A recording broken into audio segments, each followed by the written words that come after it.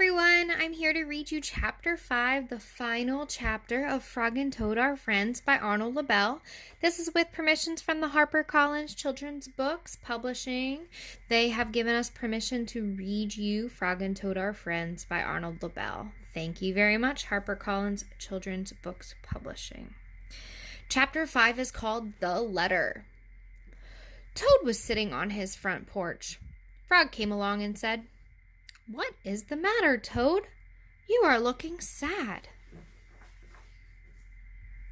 "Yes," said Toad, "this is my sad time of day.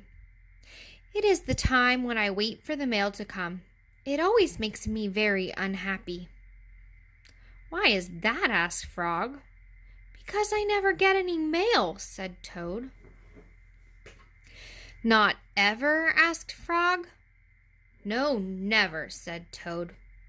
"No one has ever sent me a letter. Every day my mailbox is empty. That is why waiting for the mail is the sad time for me." Frog and Toad sat on the porch, feeling sad together. Then Frog said, "I have to go home now, Toad. There is something I must do." Frog hurried home. He found a pencil and a piece of paper. He wrote on the paper. He put the paper in an envelope. On the envelope he wrote, "A letter for Toad." Frog ran out of his house. He saw a snail that he knew. "Snail," said Frog, "please take this letter to Toad's house and put it in his mailbox." "Sure," said Snail, "right away." Then Frog ran back to Toad's house. Toad was in bed, taking a nap. "Toad," said Frog, "I think you should get up and wait for the mail some more." "No," said Toad, "I'm tired of waiting for the mail." Frog looked out the window at mailbox. The snail was not there yet. "Toad," said Frog, "you never know when someone may send you a letter." No, said Toad. "I do not think anyone will ever send me a letter." Frog looked out of the window. The snail was not there yet.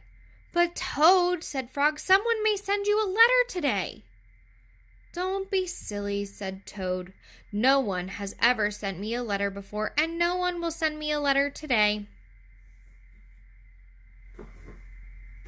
Frog looked out the window. The snail was still not there. "Frog, why do you keep looking out the window?" asked Toad. "Because now I am waiting for the mail," said Frog. "But there will not be any," said Toad. "Oh, yes, there will," said Frog, "because I have sent you a letter." "You have?" said Toad. "What did you write in the letter?" Frog said, "I wrote, 'Dear Toad, I am glad that you are my best friend. Your best friend, Frog.'" "Oh," said Toad, "that makes a very good letter." Then Frog and Toad went out onto the front porch to wait for the mail. They sat there, feeling happy together. Frog and Toad waited a long time. 4 days later, the snail got to Toad's house and gave him the letter from Frog.